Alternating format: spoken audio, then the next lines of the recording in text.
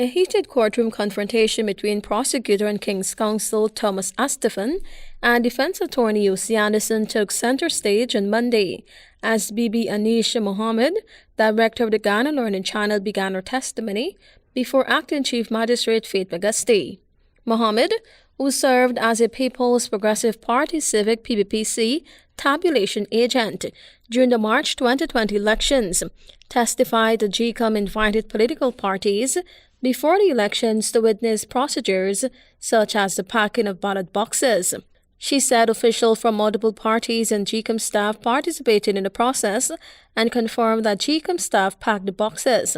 Her response triggered immediate objections from Anderson, who accused the prosecution of leading the witness and urged the court to prevent what he described as suggestive questioning. Mohammed also explained that 5 extra ballots were placed in several boxes to account for spoiled ballots. The courtroom atmosphere grew more confrontational when Anderson questioned how the witness could determine the total number of statements of polls used nationwide. The prosecutor shot back, telling the court that it, quote-unquote, would be helpful if Mr. Addison waited his turn to cross-examine rather than interrupting every minute. Anderson responded that he had a duty to both the court and his clients, prompting Astaphan to accuse them of missing parts of the evidence. Anderson countered that much of what Mohammed was stating did not appear in a written statement. Mohammed testified that after completing tabulation for each district, she printed, signed, and dated the spreadsheets before handing them over to Zulfikar Mustafa.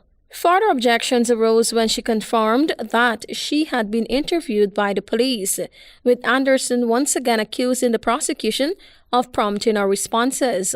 The witness then turned to events at Ashman's building on March 4, 2020, where she claimed she observed the returning officer inflating votes for the APNU AFC and deflating votes for the PBPC. She said objections were raised but no corrections were made, and that staff complained of fatigue as the process continued without referencing statements of poll.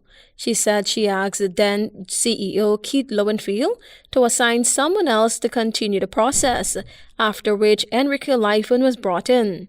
She testified that Livon later removed a flash drive from a laptop and left the room.